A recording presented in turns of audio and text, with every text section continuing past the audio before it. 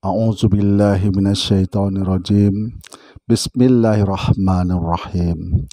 Allahumma sholli ala Sayyidina Muhammad wa ala ali Sayyidina Muhammad.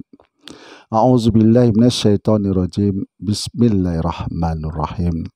Rabbi sadri sadari wa yassirli amri waluhul muqdatam min lisani yafqahu qawli. Assalamualaikum warahmatullahi wabarakatuh. Saudaraku dimanapun Anda berada, baik dari perkotaan maupun di pedesaan, baik di dalam negeri maupun yang ada di luar negeri, apa kabarmu hari ini? Mudah-mudahan sehat walafiat dan bertambah keimanan dari hari ke hari. Nah, malam ini saya mengajak perenungan masalah satu paham Wahabi Salafi. Nah, bagi saudara yang mengikuti paham Wahabi Salafi, saya bikin perumpamaan seperti kita menuntut dan menambah keimanan di dalam karung. Nah, sebagai siapapun pengikut paham Wahabi Salafi, saya umpamakan menambah wawasan ilmu pengetahuan agama dan menambah keimanan di dalam karung. Kok bisa begitu, Pak? Yuk kita renungkan dan kita pikirkan bersama-sama. Apakah benar yang saya katakan? Nah, saya ini ada catatan-catatan selalu nih kalau saya menonton video dari ceramah-ceramah Wahabi Salafi, itu saya selalu saya lihat, saya catat itu garis-garis besarnya aja gitu. Nah, di sini ada salah satu Ustadz Wahabi Salafi mengatakan bahwa kita ini sholat harus mencontoh Nabi. Dari mana tuh jemaahnya itu pada nongok gitu kan, tanpa berpikir. Ustadz yang menyampaikan itu tadi bahwa dia mencontoh Nabi, sholatnya Nabi, itu ustadznya lihat nggak? Saya perhatikan tuh jemaahnya itu pada dia sami'na wa ata'na. Saya lihat dan saya dengar dan saya taat. Sami'na wa ata'na. Nah, saya dengar dan saya taat. Nggak berpikir ini nih. Heran aku kok tak berpikir. Itu sholatnya ustadz yang menyampaikan tadi, menyaksikan nggak Nabi sedang sholat? Dia baca buku. Yang dibacanya buku. Tidak usahlah jauh-jauh lah ke zamannya Nabi, ke zamannya sahabat, ke zamannya 4 imam aja lah. Nah, siapa itu 4 imam? Imam Hanafi, Maliki, Syafi'i, Hambali. Pernah enggak tuh ustadz itu melihat 4 imam ini sholat? Enggak pernah. Jadi ini berpikir tuh, makanya Allah tuh memerintahkan kita tuh berpikir. Jangan kita sebagai jemaah dengarkan itu contoh sholatnya Nabi, contoh sholatnya Nabi. Ya kapan dia nengok Nabi sedang sholat? Apalah takkilun, berpikirlah kamu biar selamat.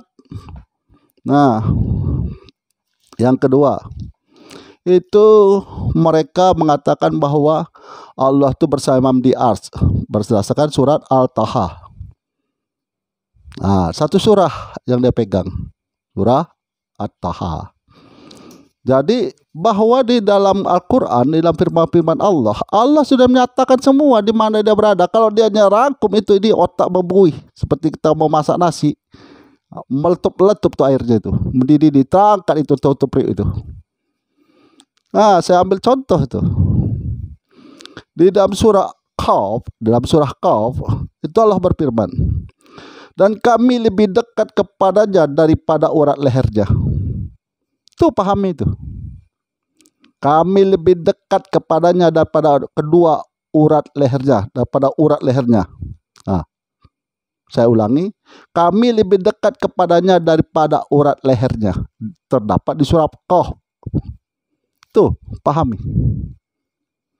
Itu membuih tuh otak tuh. Baru satu surah. Gimana kalau saya tambah lagi surah-surah yang lain? mencair tuh otaknya itu, mencair.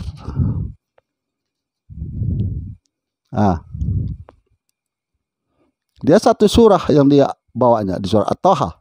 Memang benar Allah bersemayam di ars. Aku bawa juga satu surah, surah Qaf.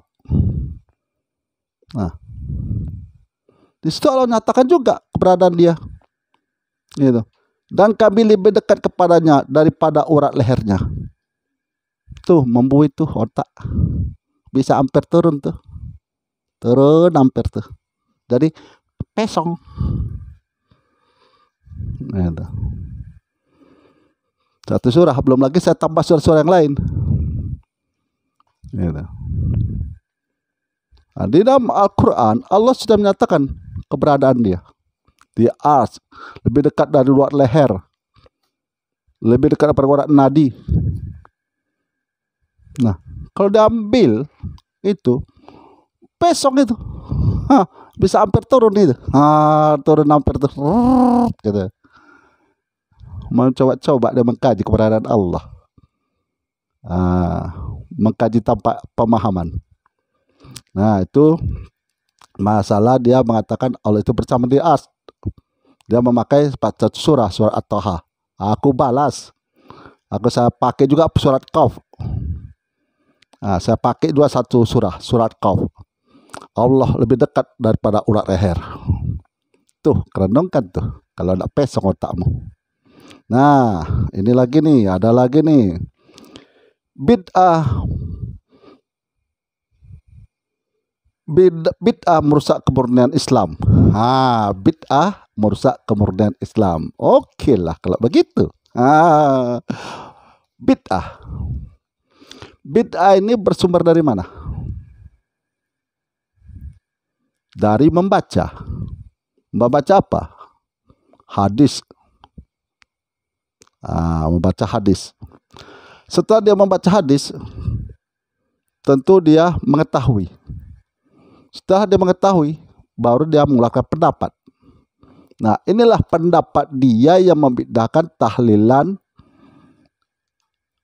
peringatan Maulid Nabi, membaca surah Yasin di malam Jumat, membid'ahkan juga dengan tasawuf, membid'ahkan juga tarekat, membid'ahkan juga Isra Mi'raj. Berdasarkan pendapat, terjadilah bid'ah tanpa dia memahami. Ilmu tanpa pemahaman kosong, ibaratnya kepompong. Gitu. Jadi jemaah Salafi Wahabi ini menuntut ilmu dan menambah keimanan di dalam karung, tok. Gitu. Nah, makanya Allah tuh memerintahkan kita untuk merenungkan, memahami isi Al-Quran. Yang kedua, memikirkan, berpikir. Perintah Allah itu. Sekarang Al-Quran. Al-Quran, turun dari Al-Quran itu apa? Hadis Nabi. Hadis Nabi apa? Perkataan Nabi. Perkataan Nabi apa? Menerangkan Al-Quran. Kenapa Nabi itu menerangkan Al-Quran?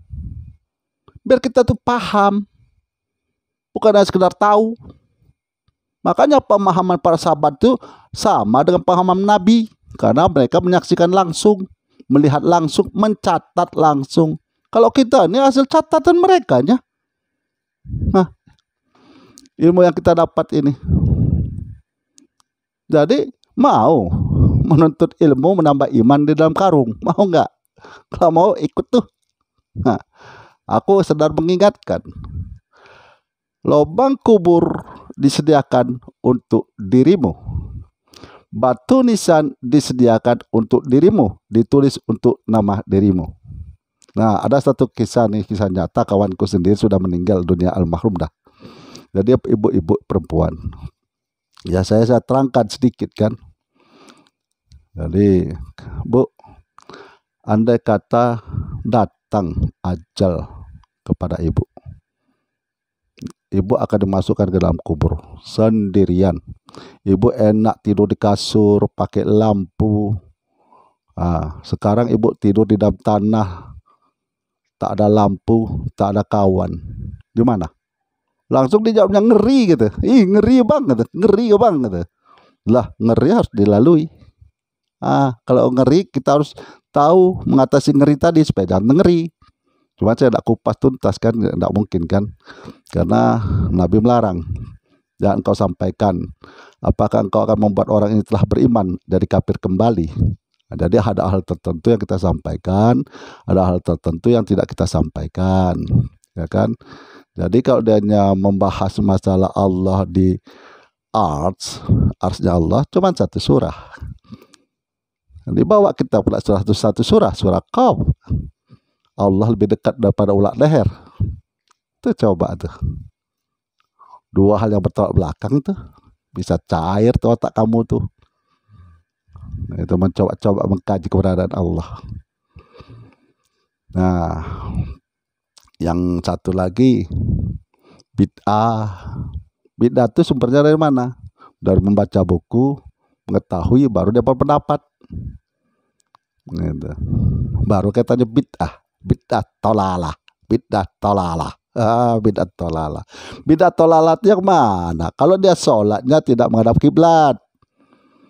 Kalau sholatnya membaca pakai surah, pakai bahasa Indonesia, baru bid'ah. Itu baru bid'ah tolalah. Ini ke orang baca Yasin dan di malam Jumat, orang tahlilan, orang memperingati Maulid Nabi, Isra Mi'raj, tasawuf, tarekat, bid'ah. Udah pernah ikut tarekat belum? Kalau belum ikut tarekat, tidak usah lah ngomong. Itu. Jadi saya teringat cerita 3 orang buta. Jadi 3 orang buta, yang satu memegang belalai, yang satu memegang telinga, yang satu memegang kaki. Jadi yang satu memegang telinga sudah mereka memegang tuh kan, yang 3 orang buta ini saling bercerita lah orang tuh. Gimana kalau menurut pendapat kau gajah? Wah, gajah itu seperti pipa, panjang, mengeram, mengerikan gitu. Datang yang sebut yang satu lagi. Ndaklah, gajah itu lebar, kulitnya kasar, kayak permadani gitu. Datang satu lagi, kau gimana? Wah, ndaklah, gajah itu kayak tiang, kokoh dianya. Yang satu memegang belalai kayak pipa katanya, lurus katanya kan. Yang satu memegang telinga, katanya lebar, kasar kayak permadani. Yang satu memegang kaki kayak tiang katanya, menancap katanya. Itulah paham Wahabi Salafi, satu bagian yang diambilnya, tidak secara keseluruhan, tidak secara kafah. Gitu. Nah, begitu sahabatku dimanapun Anda berada, berhati-hatilah dalam menuntut ilmu, berhati-hatilah dalam menambah iman hakul yakin. Karena Nabi sudah mengatakan bahwa umatnya itu akan terbagi kepada 73 golongan. Dari 73 golongan, 72 kes masuk ke neraka, tinggal 1 golongan. Nah, 1 golongan ini 2/3 masuk neraka, tinggal 1/3 yang kes masuk surga langsung. Nah, sesuai dengan janji setan, sesuai dengan janji iblis. Waktu dia sudah terkutuk, akan kudatangi hamba-hambamu dari depan, belakang, kiri, kanan, atas, bawah, sehingga sedikit yang bersyukur kepadamu. Sesuai, 1/3-nya sedikit yang masuk. Mulai dari Nabi Adam sampai umat terakhir, cuman 1/3 yang masuk. Jadi sesuai janji iblis, sedikit yang bersyukur kepadamu. Nah, makanya kita di sini harus dalam menuntut ilmu agama, untuk menambahkan iman hakul yakin, kita harus melakukan perenungan. Yang kedua, melakukan pemikiran. Dengan kita bosan-bosan, jangan kita malas mencarinya apa yang disampaikan oleh ustadz, karena risikonya terhadap diri sendirinya. Contoh pertanyaan saya di YouTube saya itu, yang di renungan hidup itu, sampai sekarang alhamdulillah tidak ada yang membantahnya, tak ada yang menjawabnya. Nah, jangan sampai kita tuh merasa beramal padahal kita belum beramal. Contohnya aja lah, sudah saya sering kayak bilang tuh, ini jenggot ini kan sunnah Nabi. Salah satu sunnah yang melekat seumur hidup sampai kita meninggal dunia, ya jenggot inilah. sampai kita meninggal dunia, masuk dalam kubur, ya inilah sunnah yang menampingi kita dalam kubur itu. Cuma pertanyaannya kapan kita mengikuti sunnah ini? Nanti sudah masuk dalam kubur, kita bilang kita ikut sunnah, datang malaikat, apa yang kau ikut sunnah nih? Pang, kata. Ampunlah aku, balikkanlah aku ke dunia. Mana bisa, Allah sudah berjanji, walaupun keluar air mata darahmu, kau tak akan kembali ke dunia. Jadi satu kesempatan aja kita hidup di dunia ini, tidak ada kesempatan yang lain. Gitu. Jadi begitulah saudaraku, berhati-hatilah dalam mengikuti ilmu agama. Berhati-hatilah dalam mengikuti ilmu agama, ceramah agama.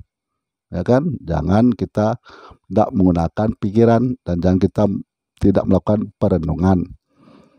Itu karena itu perintah Allah itu, melakukan perenungan, memahami isi Al-Qur'an, berpikir, itu perintah Allah itu. Bukan aku. Tidak mungkin aku cuma menyampaikannya. Aku cuma mengingatkan. Kalau tidak mau ya sudah. Lakum dinukum waliyadin, bagiku. Kalau tak mau, bagimu agamamu, bagiku agamaku, bagimu pemahamanmu, bagiku pemahamanku. Ayo kita bawa sama-sama dalam kematian kita. Beres sudah, ya kan? Kalau sudah ngomong ini, lepas dari badan ini, kakulah badan ini kan. Mari kita buktikan di situ kan. Kita buktikan bersama. Kalau saudara yang ngikuti itu betul, ya saudara yang masuk ke surga sana kan, aman di dalam kubur itu kan. Kalau aku yang salah, aku yang terazab kan. Tapi sebaliknya, kalau aku yang benar, aman aku di kubur itu kan. Saudara yang terazab di kubur itu. Jadi begitu saudaraku, dimanapun Anda berada. Di dalam pertanyaan-pertanyaan saya itu sebetulnya bukan menandakan saya ini orang yang pintar. Tidak, saya tidak punya titel kok. Tidak ada titel saya. Coba saya belajar secara dari guru, dari secara non formal. Belajar di guru tarekat, belajar di guru zikir tawakal, belajar lagi nempah pengalaman saya di jemaah tablik, ya kan. Nah disitulah saya mempelajari kan. Itu. Nah nanti saya di video saya selanjutnya, kenapa sih saya itu memperdalam agama? Nanti saya ceritakan itu pengalaman spiritual saya itu. Nah, bagi saudaraku dimanapun Anda berada, saya tak lupa tetap mendoakan. Apabila ada saudaraku yang sakit, baik yang dirawat di rumah sakit maupun yang dirawat di rumah, mudah-mudahan Allah mengangkat penyakitnya dan beraktivitas sebagaimana biasanya, pulih sehat seperti sedia kala. Akhirul kalam, saya akhiri dengan Assalamualaikum warahmatullahi wabarakatuh.